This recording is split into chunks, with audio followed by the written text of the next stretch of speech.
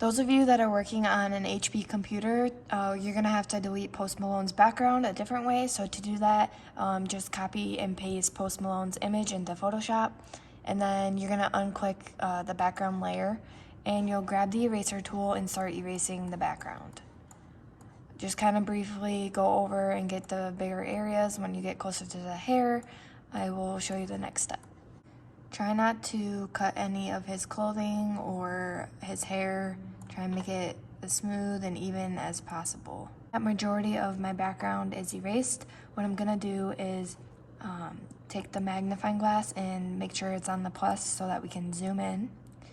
And I'm gonna get a little bit closer to his hair. I'm gonna go back to the eraser tool. I'm gonna make my eraser quite smaller, probably that small, and then I have to change the opacity. So when I change the opacity, I can kind of just click on his hair and erase some of those like purpley spots.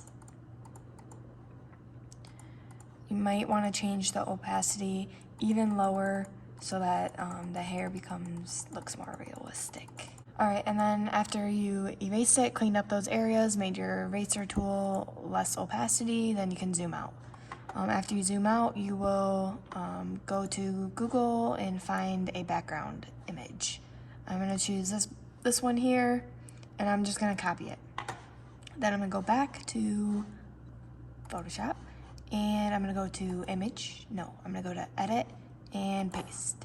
That just pasted my layer. I want to be on the Move tool, which is right up here in the corner. Select Move, and I can be able to stretch and transform my image. All right. After you have that on there, click out, and then you're gonna drag your layer under Post Malone. Then we wanna go back to Post Malone, click on his layer, and go on the eraser tool, and you'll notice that, make it a little bigger, you'll notice that there's areas that needs cleaned up. So I'll just take the eraser tool, clean those areas up,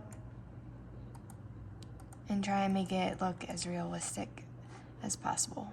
Post Malone looks pretty good. You want to make sure before you turn it in that the tattoos are gone and the background or his cutout of him is nice and smooth, and you have a new image. So then you're going to go to File, Save As, name it Post Malone,